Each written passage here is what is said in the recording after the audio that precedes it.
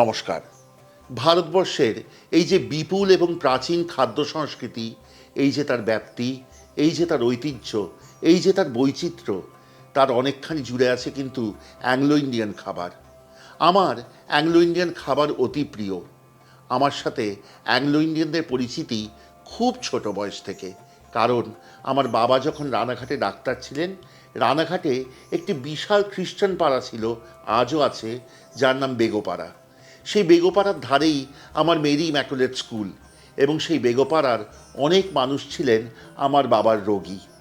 কাজেই বড়দিন থেকে নববর্ষ এই সময়টুকু জুড়ে সব সময় তাদের বাড়িতে আমাদের খুব নিমন্ত্রণ থাকতো। ছোটবেলার সে যে কী অপূর্ব স্মৃতি আমি আপনাদের বলে বোঝাতে পারবো না। সন্ধে হয়েছে, এ বাড়িতে ও বাড়িতে গান বাজছে, প্রত্যেকটি বাড়ির দরজায় আলোর তারা, আলোর মালায় সেজে উঠেছে বাড়িগুলি, ভেতরে টুংটাং শব্দ, কখনো বা মদ্যপান হচ্ছে, কোথাও বা খাবার দাবার, গল্প গুজবে মেতে থাকতো সে বাড়িগুলি। সেখানে যখন যেতাম, এমন সুন্দর খাবার আর এমন সুস্বাদু চেখে চেখে দেখতাম, আর মনে মনে ভাবতাম, এই যে ভুরভুর করা কেকের গন্ধ, তার মাঝে এই যে সুস্বাদু সব খাবার, এ কিন্তু চিরদিন মনে রেখে দেব। হয়তো খুব একটা ভুল ভাবিনি, কারণ আজকে এত বছর বাদে এসে যখন চুলে পাক ধরেছে, তখনও কিন্তু আমার মনের দরজায় কড়া নাড়ছে সেই অ্যাংলো ইন্ডিয়ান খাবার। তারপর কলকাতায় আসি, ভর্তি হই মিশনারি স্কুলে। সেখানেও কত অ্যাংলো ইন্ডিয়ান বন্ধু, Evans Souvik Chakraborty, Thomas Menezes, Noel Danny Palmer, কতজনের নাম বলবো। তারা কিন্তু ভীষণ ভালো বন্ধু ছিল আমার। এবং এই অ্যাংলো ইন্ডিয়ান প্রীতি আমার দুটি কারণে। প্রথমত, যখন একটু বড় হয়েছি, তখন বুঝেছি এই অ্যাংলো ইন্ডিয়ানদের খাবারের সাথে সেই মানুষগুলির একটা অদ্ভুত সুন্দর মিল আছে, যেমন প্রত্যেক জাতির মধ্যেই থাকে। অ্যাংলো ইন্ডিয়ানরা সৃষ্ট হয়েছেন ইউরোপীয় এবং আমাদের ভারতীয় এই দুই জাতির মিলনে। ঠিক তেমনই অ্যাংলো ইন্ডিয়ান খাবারও সৃষ্ট হয়েছে ইউরোপীয় উপকরণ এবং পদ্ধতি, তার সাথে ভারতীয় উপকরণ এবং পদ্ধতির মিলনে। এই অ্যাংলো ইন্ডিয়ান খাবারেরও কিন্তু অনেকগুলি ধারা আছে, যেমন অ্যাংলো ইন্ডিয়ানদের আছে পূর্ব ভারতের অ্যাংলো ইন্ডিয়ান, দক্ষিণ ভারতের অ্যাংলো ইন্ডিয়ান, পশ্চিম ভারতের অ্যাংলো ইন্ডিয়ান। যদিও তারা সংখ্যায় একটু কম, কিন্তু তবু প্রত্যেকের খাবারের ধারা আলাদা। আজকে যে রান্নাটি করব সেটি আমার অতি প্রিয়। এখানে কিন্তু দক্ষিণ ভারতের খুব স্পষ্ট প্রভাব দেখা যায়। আজকে রান্না করব অ্যাংলো ইন্ডিয়ান ফিশ মোলি। চলুন শিখি।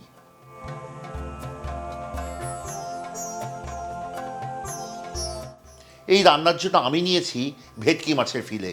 তবে আপনি চাইলে কাতলা মাছ, রুই মাছ, মৃগেল মাছ অথবা ভেটকি মাছের এমনি টুকরো যা ইচ্ছা ব্যবহার করতে পারেন। প্রথমে মাছে নুন হলুদ মাখিয়ে সাদা তেলে ভেজে তুলুন। তারপর সেই তেলে যোগ করুন আরও খানিকটা তেল।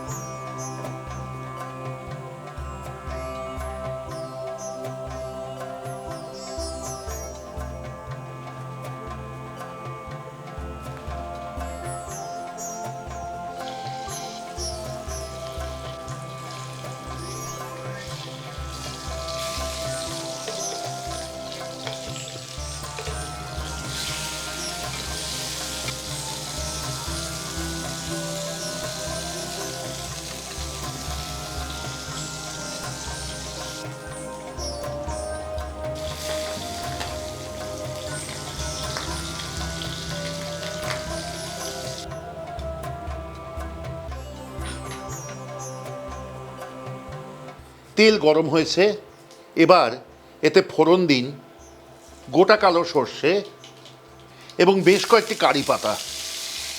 ফোড়নের সুগন্ধ বেরিয়েছে। এবার এতে দিয়ে দিন 2 থেকে আড়াই কাপ পরিমাণ লম্বা ঝিরি করে কাটা পেঁয়াজ।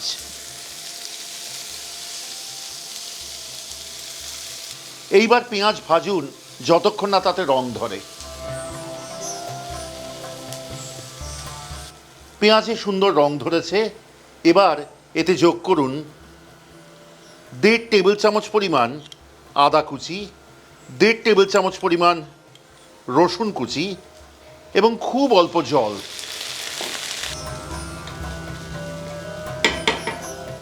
আদা রসুনের কাঁচা গন্ধ চলে গেছে।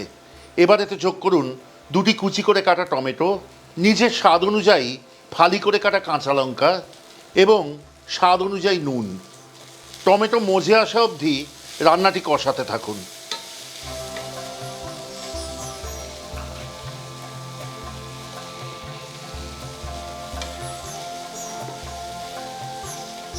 টমেটো মজে গিয়েছে। এবার এতে যোগ করুন অন্যান্য মশলা। দিন 1 চামচ ধনে গুঁড়ো, 1 চামচ লঙ্কার গুঁড়ো, 1/2 চামচেরও কম গোলমরিচের গুঁড়ো, 1/2 চামচ হলুদ গুঁড়ো, 1 কাপ পরিমাণ জল এবং মশলা কষান ততক্ষণ যতক্ষণ না তেল ছেড়ে দেয়।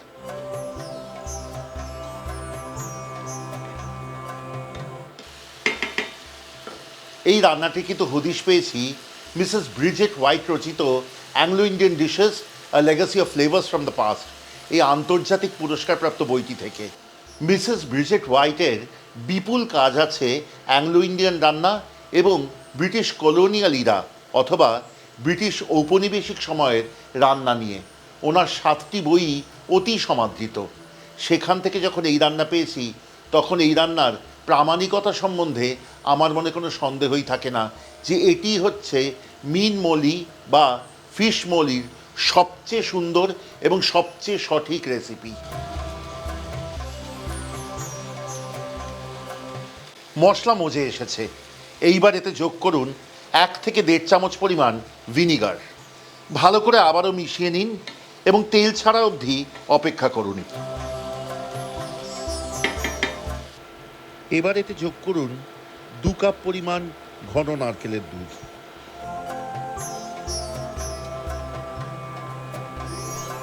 তারই সাথে দিয়ে দিন আরও বেশ কয়েকটি কারি পাতা এবং ভালো করে মিশিয়ে নিন।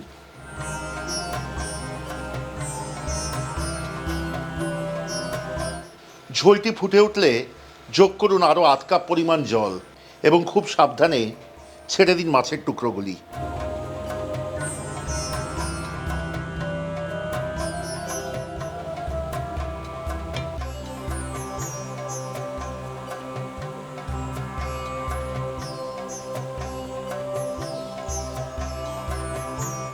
মিন মলিতে মাছের টুকরোগুলি ঝোলে ছাড়ার পর আর অল্পক্ষণ ফুটতে দিন, দেখবেন ঝোল ঘন হয়ে এসছে।